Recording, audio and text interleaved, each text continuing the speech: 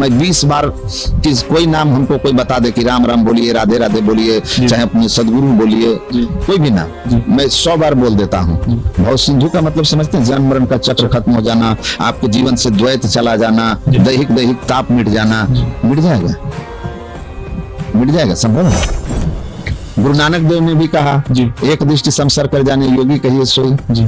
तो मैंने कहा कि भगवान कृष्ण कहते हैं कि द्वापर में, वो भी अंतिम चरण में, कि तुम योगी हो जाओ, और आप कह रहे हैं कि वहां केवल पूजा अर्चना था। तो या तो कृष्ण गलत कह रहे हैं या फिर आप गलत कह रहे हैं। तो आप मुझे बताइए कि मैं कृष्ण को गलत मानूं या आपको आपकी समझ को। जी, सतयुग में भी ना ब्रह्मा जी ने जब पूछा है ना भगवान शिव से कि मोक्ष के लिए, जीव के जन्म और मरण के चक्र से छूटने के लिए शाश्वत सुख पाने का क्या साधन है, तो उन्होंने तपस्या नहीं कहा था। आप पढ़ लीजिए जाकर वेदांत में, उन्होंने कहा था योग हीनम कथम ज्ञानम मोक्षदम होती है वो योगोपि ज्ञान हिमस्तुम चमोमुक्तम तस्मात् योगम च ज्ञानम च मुमुक्षु दृढ़म अभ्यसेत्। उन्होंने कहा ज्ञान और योग का साधन ही मोक्ष का साधन है, ये सतयुग में कहा था। जी। फिर वहां एक महात्मा जी से बात होने लगी। कहा आप लोग ध्यान की बात करते हैं। तुलसीदास जी ने क्या कहा? कलयुग केवल नाम आधारा, सिमर सिमर नर उतर ही पारा।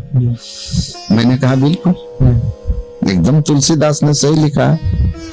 तो फिर ध्यान क्या है? मैंने बोला तुलसीदास ने और लिखा है, भेद जाहि विधि नाम बह बिन गुरु जान न कोय, तुलसी कहे विनीत बर जो विरंच शिव होय। ध्वन्यात्मक श्रवणात्मक वर्णात्मक विधि तीन, त्रिविध शब्द अनुभव अगम, तुलसी कहे प्रवीण।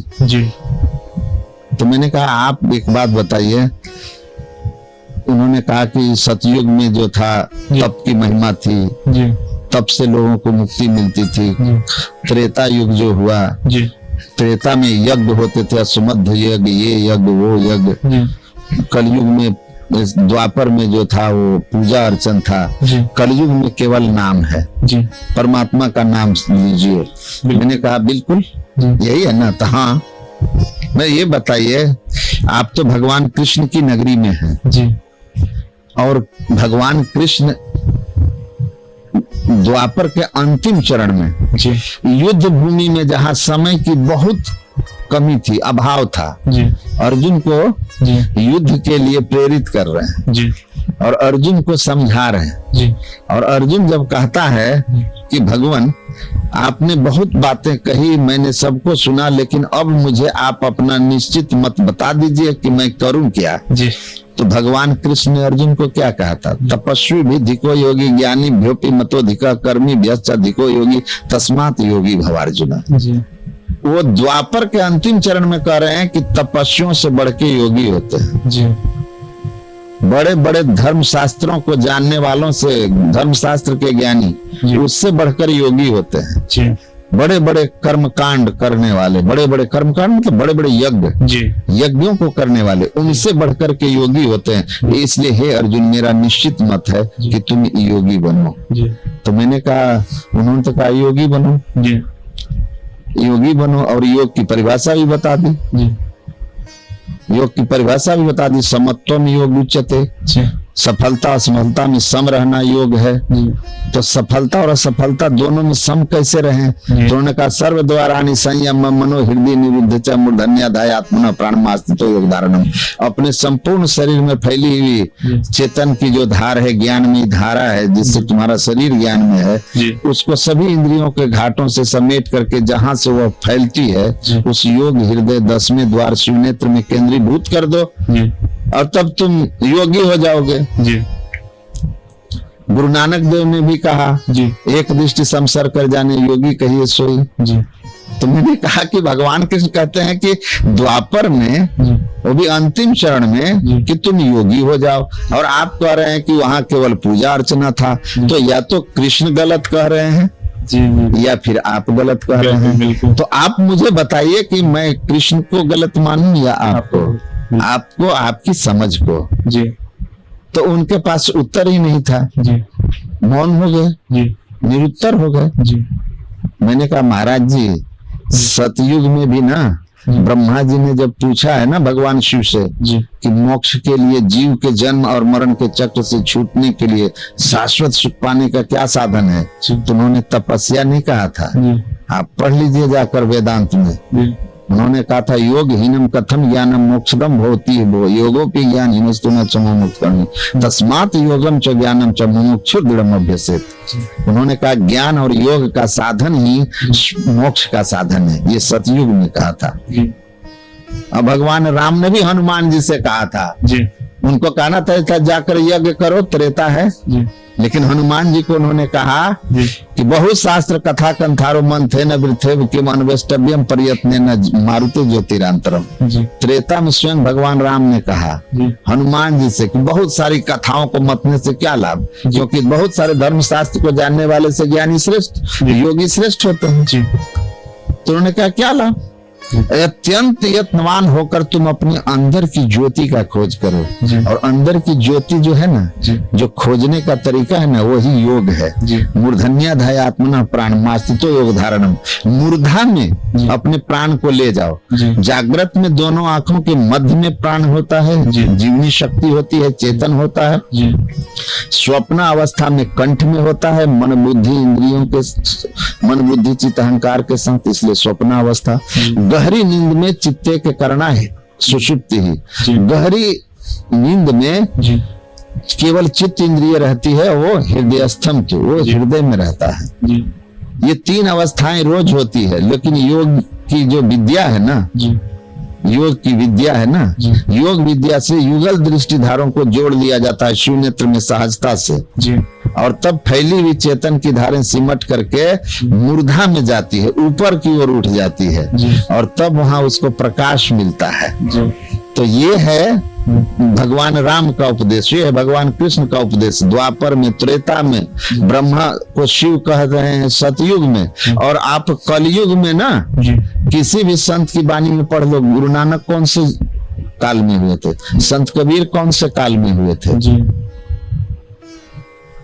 तो मैंने कहा कि आपको समझना होगा, तुलसीदास कहते हैं नाम आधार है, लेकिन त्रिविध शब्द, तीन तरह का नाम है, वो तीनों तरह के नाम के मर्म को जानना होगा। शब्द ब्रह्म सुदूर बोधम प्राण इंद्रिय मनोमयम अनंत पारम गंभीरम दुर्विगाह्य समुद्रवत। भगवान श्री कृष्ण ने उद्धव से कहा शब्द ब्रह्म जो है ना, जो तीन तरह का है, इंद्रिय में, मनो में और प्राण में। तुलसीदास वही कह रहे हैं, तीन तरह के नाम है, उसको समझो। नाम मतलब शब्द, आपका नाम है जी, उस वह नाम कोई शब्द है जी, यह माइक है जी, इसका नाम है जी, कोई वस्तु है जी, कोई स्थान है, उसका नाम है जी, एक शब्द है वो, बिल्कुल, दिल्ली जी। तो ये जो हम अपने मुंह से बोलते हैं ना, मुंह एक कर्म इंद्रिय है जी, ऑर्गन ऑफ एक्शन, और कान एक ज्ञान इंद्रिय है, ऑर्गन ऑफ सेंस जी। तो मेरे कर्मेंद्रिय मुंह से निकला और आपकी ज्ञान इंद्रिय कान ने उसको ग्रहण किया। यह इंद्रिय में शब्द है। एक शब्द है जो मन ही मन होता है, मन ही मन। आपका मुंह बंद है, ओठ बंद है, लेकिन मन आपका बोल रहा होता है, विचार कर रहा होता है, चिंतन कर रहा होता है, इसको मनोमय शब्द कहते हैं। तो आप जैसे राम हम बोले, आपके कान में गया, यह वर्णात्मक है जी, और आपने इसको ग्रहण किया जी। अब मैं मन ही मन राम बोल रहा हूँ, आप सुन नहीं रहे। बिल्कुल बिल्कुल नहीं सुन रहे ना, लेकिन मेरा मन जान रहा है। लेकिन एक तीसरा शब्द है, वो प्राणमय है, कह रहे हैं जी। प्राणमय, प्राण कहते हैं जीवनी शक्ति को जी। कहते हैं ना उनका प्राण निकल गया जी। प्राण जीवनी शक्ति है। अब प्राण के शरीर में रहने से श्वास प्रश्वास की गति चलती है, इसीलिए प्राण से संबंधित जो वायु है उसको प्राण वायु कहते हैं। प्राण है जीवनी शक्ति, चेतन को कहते हैं। चेतन इस शरीर में रहता है, उसकी चेतन की धार फैलती है, चेतन में गति होता है। जहां भी गति है वहां साउंड होगा। संतो गति में अनहद बोले। है ना। आपको सुनने की क्षमता जी 20 हर्ट से लेकर 20,000 से 20-30,000 तक आप सुन पाते हैं, ना उससे ऊपर ना नीचे। लेकिन उस समय भी शब्द होता है ना, बिल्कुल बिल्कुल शब्द है ना, चींटी के चलने से भी कुछ साउंड है, वाइब्रेशन है, बिल्कुल। तो वाइब्रेशन है तो साउंड है, बिल्कुल। उसको आप सुन नहीं पा रहे हैं, बिल्कुल, क्योंकि हमारी क्षमता नहीं है। वैसे प्राणमय शब्द जो है वो चेतन के संचार से होता है। शरीर में जो चेतन शक्ति है वो उसकी गति में शब्द होता है। उस चेतन के संचार में जो शब्द हो रहा है ना, उसको प्राणमय शब्द कहते हैं। वो प्राण से हो रहा है, वो परमात्मा की मौज से हुआ है, जिसको हम कहते हैं प्रथम एक सो आपे आप। पहले परमात्मा ही केवल थे, केवल ब्रह्म ही था। एक को हम बहुत श्याम, एक हूँ बहुत हो जाऊं, तो उनके अंदर मौज हुई। मौज में एक वाइब्रेशन हुआ, कंप हुआ, कंप के साथ शब्द था, शब्द में कंप, कंप में शब्द, एक दूसरे के सहचर है, दोनों साथ साथ होंगे। तो सृष्टि के निर्माण के लिए जो कंप हुआ, उस कंप के साथ एक शब्द है, वो शब्द सृष्टि के कण-कण में समाया हुआ है। वो चेतन में शब्द है, ज्ञान में शब्द है, वह नाम। उस नाम को जब जानेंगे ना आप, तब आप इस संसार चक्र से छूट जाएंगे। नहीं तो नाम लेत भव सिंधु सुखाही, सुखाने नाम लेते हैं भव सिंधु सूख जाता है। मैं 20 बार कोई नाम हमको कोई बता दे कि राम राम बोलिए, राधे राधे बोलिए, चाहे अपने सदगुरु बोलिए, कोई भी नाम मैं 100 बार बोल देता हूँ। भव सिंधु का मतलब समझते हैं, जन्म मरण का चक्र खत्म हो जाना, आपके जीवन से द्वैत चला जाना, दैहिक ताप मिट जाना। मिट जाएगा, मिट जाएगा, संभव है। तो ऐसा क्या है कि एक तो आज लोग जानते नहीं जी, तो फिर वो अपना प्रचार कर रहे हैं। दूसरी बात है जी कि सुनने वाला भी गहराई से इस पर समय नहीं दे पा रहा है जी। परिणाम होता है कि मीडिया का समय है जी, है ना जी। मीडिया मैनेजमेंट अच्छी तरह जिनको आता है जी, फिर वो जल्दी फैल जा रहे हैं, करके वो फैलाते हैं, फैल जाते हैं जी। लेकिन जब लोग वहां जाते हैं और उनको कुछ दिन उनके बताए रास्ते पर चलेंगे, तो आपका तो भव सिंधु सूखेगा नहीं। तो फिर आप कहते हैं अरे इतना बड़ा नाम और हम जो है उनसे ज्ञान लिया, लेकिन मेरे जीवन में कोई फर्क नहीं आया। तो आपके पास या तो आप गुरुओं के प्रति आपका दृष्टि बदल जाता है जी, या फिर आपको लगता है कि ईश्वर वगैरह नाम की कोई सत्ता है नहीं, एक रोजगार है। लेकिन ईश्वर है, शास्त्र में जैसा लिखा है उसको ठीक ठीक जानिए। ऐसा नहीं है कि सतयुग त्रेता द्वापर के लोगों को देखने का रास्ता आंख नहीं कुछ और था, और मुंह उनका उस समय भोजन का रास्ता था, नाक उनके गंध का रास्ता था। आज भी वही है। क्षितिजल पावक गगन समीरा पंचरचित तत्व यदम शरीरा। पंच भौतिक तत्वों से सभी युग के मनुष्य के शरीर बने हैं। साधना भी वही है जी। बस आपको ठीक ठीक समझ के और करना है जी। आप ठीक ठीक समझ के करिए। इसलिए तो मैंने कहा, हमारे गुरु महाराज कहते थे कि आप मेरे बताए हुए अनुसार संयम का पालन करके कुछ दिन साधन कीजिए। अगर आपको अंतर महसूस ना हो जी, तो फिर कहना मैं झूठ बोल रहा हूँ।